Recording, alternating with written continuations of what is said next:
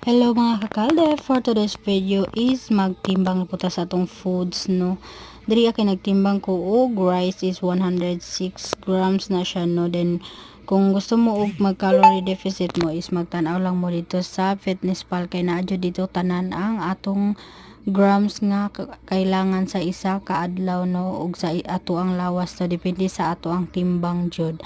Karon na pud ko ani nag calorie deficit no kay nag-umad ko sa una din nagtimad wala gyud ko kaangay puryagaba parta jud to ngutuma og nanambok jud ko og maayo karon kay nakabalo naman ko na ay calorie deficit aw gitry nako no nagpalit ko sa TikTok og timbangan no para makabalo ko pila ang grams nga akong ginakaon no.